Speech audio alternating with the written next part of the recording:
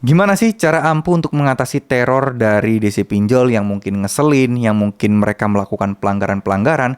Gimana caranya agar DC pinjol ini stop, berhenti? Dan tentu saja, ya, gimana caranya yang lebih efektif selain lapor ke OJK? Nah, karena gini, kita lapor ke OJK, terkadang memang penanganannya nggak cepat dan terkadang mereka itu lambat banget. Ya, kecuali mungkin pinjol ilegal ya, ada posko pengaduan pinjol ilegal, tapi kalau pinjol legal bagaimana? Nah, di sini saya pengen share ke kalian bahwa ternyata di luar sana banyak loh orang yang mengeluhkan terkait penagihan pinjol dan mereka segera bisa mendapatkan solusi yang salah satunya adalah ditanggapin oleh pinjolnya langsung dan pinjolnya akan menginvestigasi dan biasanya ketika proses investigasi penagihan akan berhenti sejenak. Nah, ini bisa kalian lakukan dengan menulis surat pembaca. Nah, apa sih surat pembaca itu? Surat pembaca itu adalah ya semacam kayak testimoni atau komplain kita kepada nama brand tertentu, kepada perusahaan tertentu, terhadap apapun lah itu ya. Namanya juga surat pembaca ya.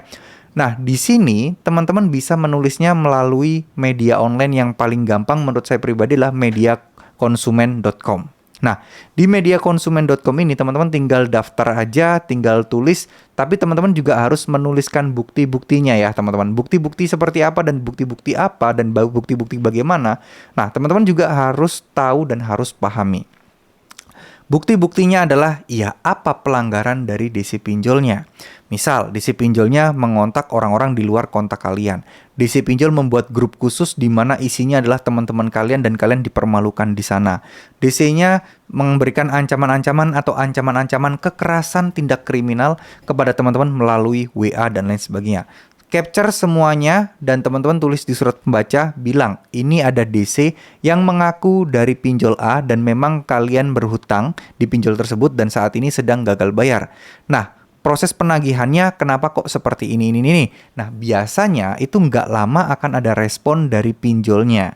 Saya juga nggak tahu ya prosedurnya bagaimana, kenapa kok tim pinjol itu kadang kok ngerti, kok tahu gitu ya kalau ada orang yang komplain atau menulis di surat pembaca tersebut.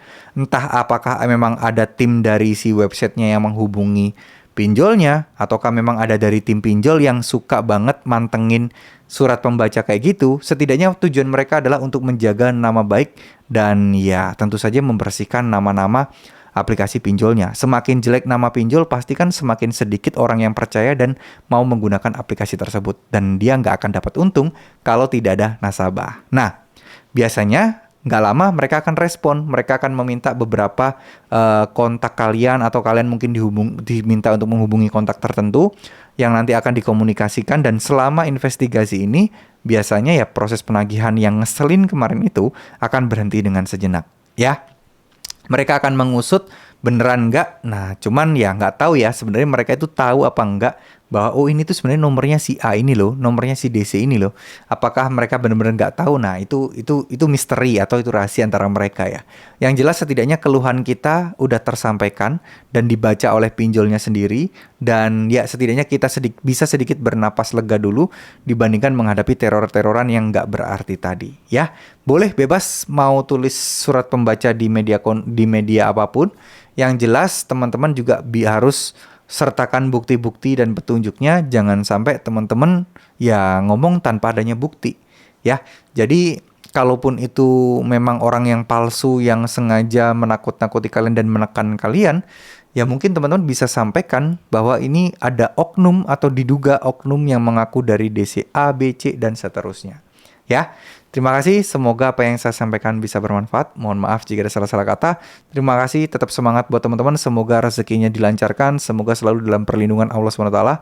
Mohon maaf jika ada salah-salah kata. Wassalamualaikum warahmatullahi wabarakatuh.